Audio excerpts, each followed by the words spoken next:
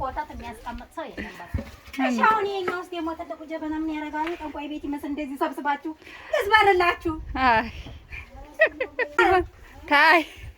አይ ቀልብ እንዲያገኝሽ ትርፍ በትልቅ ሰው ቤት ታረጋለሽ መሰል።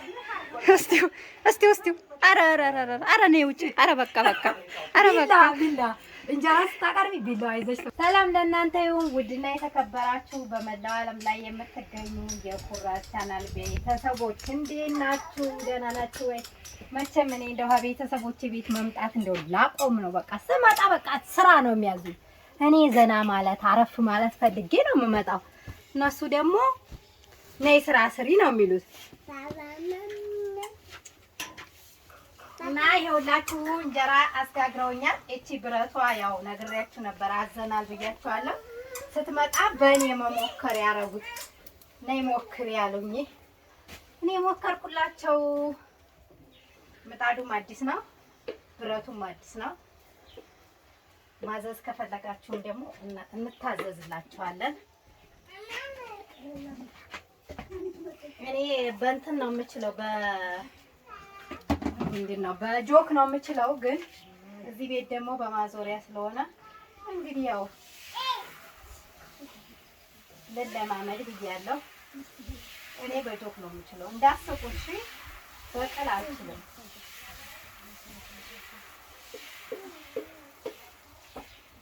በማዞሪያ ነው የሚጠቀሙት። እኔ ግን በጆክ ነው የምችለው እና ይሄው እንዴት ናት? በነገራችን ላይ እንዴት አያችሁት? አሪፍ ነው ብረቱ። ከዛኛው እንደዚህ ጎንበስ ብላችሁ እሳቱን እንትን ከሚላችሁ እሱ ከምትሉ ይሄ ምርጥ ነው። በነገራችን ላይ ምጣዱ ደግሞ አዲስ ቢሆንም ኩበት በጣም ነው የሚወደው። ሲጀመርም ጀምሮ አስለምደነዋል። ሲሟሽ ጀምሮ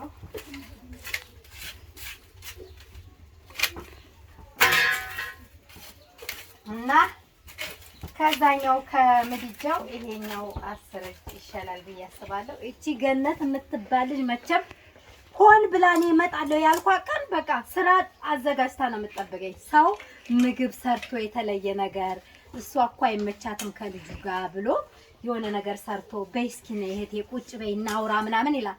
እኔ ገና እግሬ ከመድረሱ ነይ ልብስ ጣቢ ገና ከቤት ስደርስ እንጀራ እኮ አልተጋገረም ጋር ቆይ አንቺ አሁን ምን ትሰሪ ነው?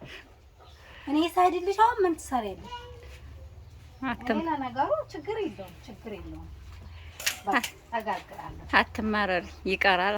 ፈለግሽማ ተይ እንደዚህ እንጀራ ነው የጋገርኩት። እኔ እገዥኝ የምልሽ እኮ ሰው በሀገር ሲኖር መቼስ በአንድ ሰፈር ሲሆን መተጋገዝ ያለ ነው።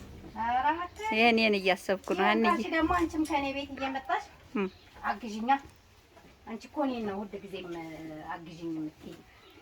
አለ እንደው እንኳን እንጀራ መጋገር አንቺ የኩሽናዬን ስለቀለቀሽ የለ አዛይብስ አስለቀለቀሽኛ። ወፍራም እንጀራ አያችሁ እንዴት ነው ወዙ? ግን አንቺ ያምራል። ማሻአላህ አምሯል። ግን እንትኑ አሰፋፊ እኩል አይደለም፣ እንደ ጆኩ አይደለም። በነገራችን ላይ እኔ በጆክ ነው የምችለው ብዬ ተናግሬያለሁ።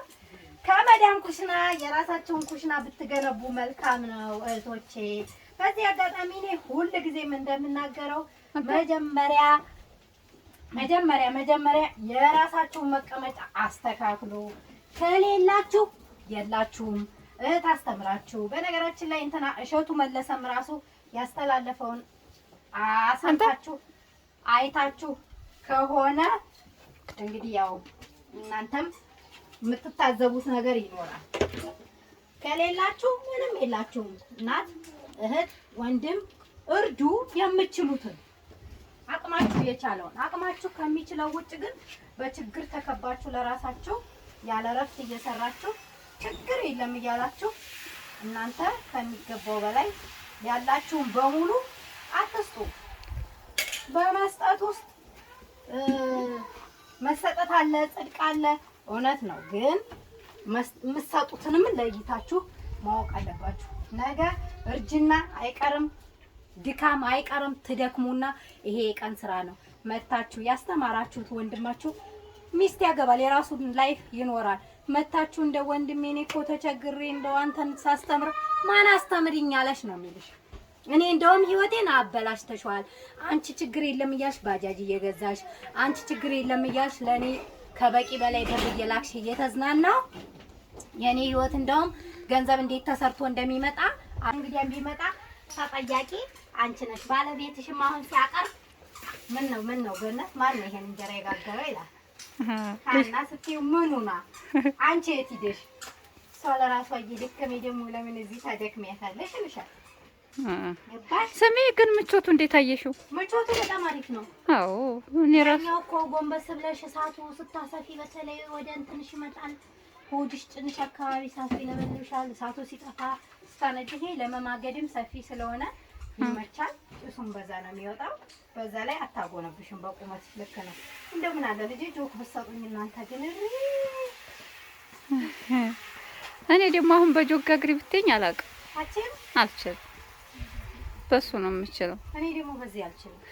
የሚገርምሽ ያንኛው ምጣድ ሳለ አንድ ባልዲ ከጋገርኩኝ በቃ የሆነ የድካም ስሜት ይሰማኛል።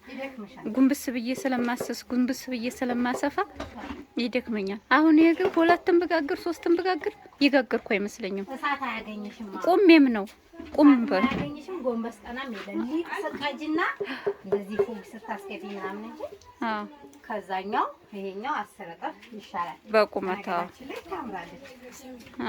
ለአቀማመጥም ራሱ አሁን እኔ በቁመቴ ልክ እንዲሆን ብዬ ጣውላ ከስር በአራቱም ማዕዘን ጣውላ አድርጌበታለሁ። እዚህ ጀበና ማጥሉ ምን ያደርግላችኋል? ሰራልኩ እማ ወይ ያን ጀበና ልጥላው ነኝ። ምን ያደርጋል? ምን ይሰራል? በቃ አለ ሌላ ጀበና ማፍለያ። ይሄ ምን ያደርጋል? ትርፍ ዕቃ ሲሆን ታይ አይ ቀልብ እንዲያገኝሽ ትርፍ በትልቅ ሰው ቤት 2-3 ትርፍ ዕቃ ይቀመጣል። ይሄን ወቂ ለምን እንደው ለብዙ ነገር ለምናምን አሁን በሰፈር ራሱ አያምጣው የሆነ ነገር ሲመጣ ከፈለጉ ትልቁ ከፈለጉ እሱ ነው። እንደኔ እናት እንደው ኮታት የሚያስቀምጥ ሰው የለም። እሺ አሁን የኛው ውስጥ ደግሞ ትልቁ ጀበና ምን ያደርጋል? ጠንቋይ ቤት ይመስል እንደዚህ ሰብስባችሁ ይዝባርላችሁ። አይ የለቅሶ ጊዜ አንዴ ለእንትኑ ለቅሬው ሰው አንዴ ቡና ያፈላል። አዎ በሰው ላይ ብዙ ነገር አለ። ምንም እንዳታስቢ ገኒባ። እስቲ አውጪው ለያው ሀሳብ እንዴት ለያው ዝም ብላሽ ምን ታረጊያለሽ? እስቲ ኧረ ነይ ውጪ። ኧረ በቃ ቢላ እንጀራ ስታቀርቢ ቢላ ይዘሽ ትመጫለሽ። ምን ሊሆን ነው አሁን? ቂጣም ሆነ ልበለው ነው ምን ላደርገው? እንደ ዳቦ ይቆረሳል። በቃ ተጫወሽበት። ይበቃሻል። በቃሽ። ወጭ ካሬ ይዤ ልቅረብ፣ እጄን ይዤ ልቅረብ። ቢላዋ ታመጫለሽ ስታቀርቢ ትሪውን እና እንጀራውን ቢላዋ ልክ እንደ ዳቦ ወይ እንደ ቂጣ ቆረስ። በቃሽ።